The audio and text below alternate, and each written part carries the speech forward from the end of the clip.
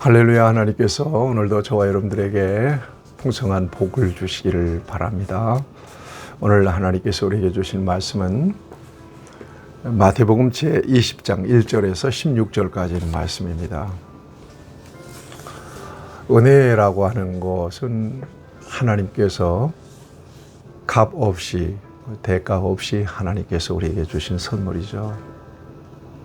가장 값진 선물은 은혜로 오는 겁니다. 여러분, 믿는 사람이든 안 믿는 사람이든 그 소중한 햇빛을 하나님은 공으로 주십니다.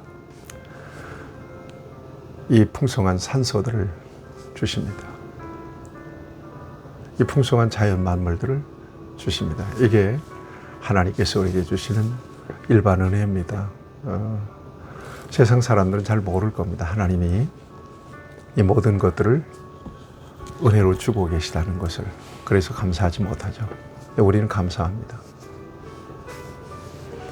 길가의 작은 풀 하나마저도 아주 오묘함을 느끼죠. 이건 우리를 위한 좋은 선물로 하나님이 주신 거죠. 무엇보다 영적인 은혜, 구원의 은혜를 하나님께서 우리에게 주셨습니다. 예수님이 우리 죄를 위해서 죽으시고 부활하심으로써 우리의 모든 죄를 대속하셨다는 사실, 나의 죄를 대속하셨다는 사실을 우리는 믿습니다. 그 은혜에 감격해서 이제 이후로 내 인생은 하나님의 기쁨을 위한 인생입니다. 그렇게 고백하게 되죠. 사도 바울이 이제 내가 사는 게 아니라 나를 사랑하사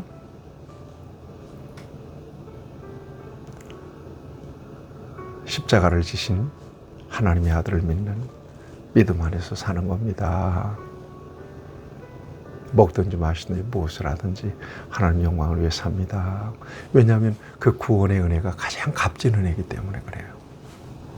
일생을 살고도 예수님 만나지 못했다면 은혜 못 받은 거예요. 비록 가난하고 비록 병들고 정말 수많은 고난과 고생을 하면서 일생을 살았더라도 구주 예수님을 만나서 영생을 소망하고 살았다면 은혜 받은 사람이에요. 복 받은 사람이에요.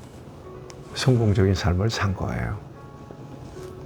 여러분, 예수님 안에서 받은 은혜 귀하게 여기시면서 여러분들의 일생 응답하는, 보답하는 그런 삶을 누릴 수 있게 되기를 축복합니다. 오늘 그 유명한 포도원 비유예요. 포도원 주인이 품꾼들을 불러요. 인력시장에서. 하루에 한 데나리온, 이게 장정품 싹시거든요. 인력시장에 나가보니까 제3시, 3시면 9시예요. 사람들이 있어요. 이리 와, 우리 포도원에서 일해. 그 다음에 6시, 12시예요. 이리 와, 아직도 일 못 구했어. 우리 포도원에서 일해. 한 데나리온 줄게. 그 다음에 9시에도 나가봤어요. 뭐예요? 오후 3시잖아요. 여기 우리 집에서 일해. 품삯 줄게. 그리고 도대체 주인이 무슨 마음인지 11시에도 나가요. 11시. 뭐예요? 오후 5시잖아요. 오후 5시면 일이 끝나는 시간 아니겠어요? 나가서 봤더니 여전히 일터에 못 나가서 어정거리고 있는 사람이 있어요. 일로 와. 우리 포도원에서 일하면 내가 한 데나리온 줄게. 그 사람은 들어오자마자 자, 일 마칩니다. 해지면 일 마치는 거죠. 그래서 이제 품삯을 주는데 나중에 들어온 사람부터 품삯을 주네요. 가만히 보니까 한 데나리온이에요. 아니 포도원 들어오자 입장하자마자 일이 다 끝났는데 몸도 만 풀어반 몸도 못 푼 상태에서 그냥 삽질 2번 하고 그냥 일이 끝났는데 그 사람에게 하루 품삯을 주는 겁니다. 그러니까 그 사람보다 조금 나와서 일을 좀 더 한 사람은 약간의 기대가 있겠죠. 저 사람보다는 조금 더 줄까? 그랬더니 한 대는 줘요. 고개를 갸우 하지만 어쨌든 중간에 들어와서 한 대는 받는 것 다행이라고 여겨겠어요. 문제는 3시, 9시, 오전 9시부터 일찍 와서 그 대학교 아래에서 열심히 일했던 사람이에요. 이 사람들 다 한 달에 원씩 받는데 우리는 차등해서 주겠지. 그리고 기대했는데 똑같이 한 대량을 주는 거예요. 이 불만이 폭발하는 거잖아요.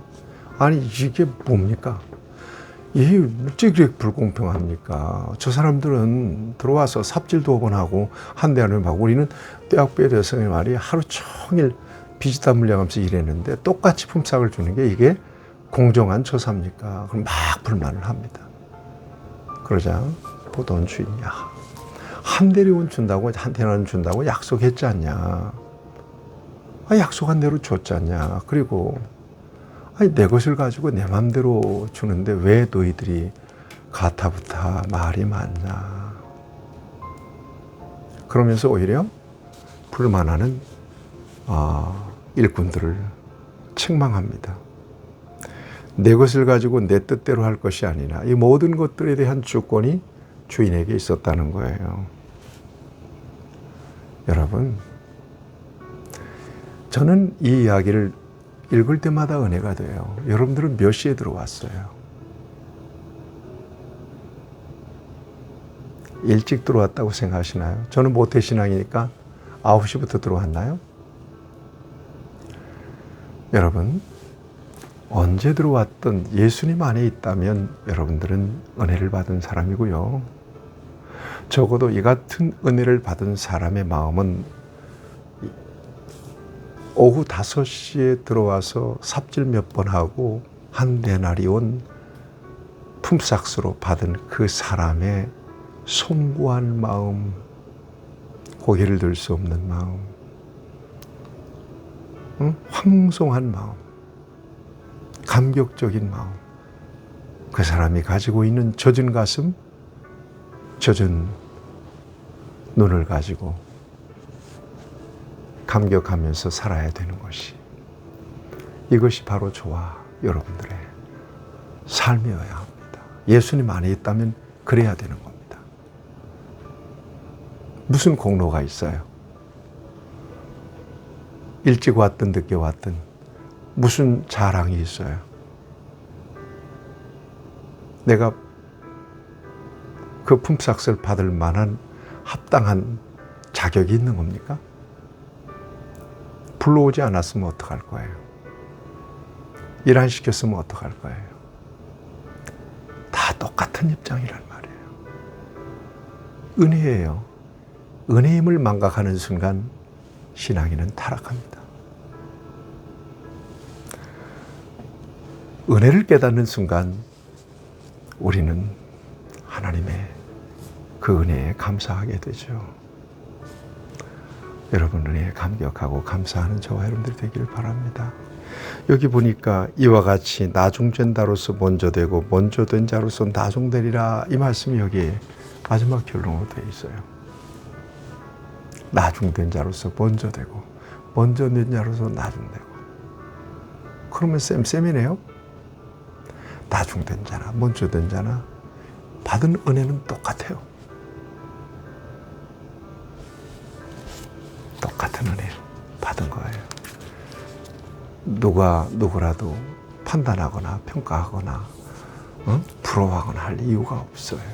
내게 주신 은혜 잘 지켜내면서 하나님께 감사하며 응답하는 저와 여러분들이 될 수 있기를 예수님의 이름으로 축복합니다.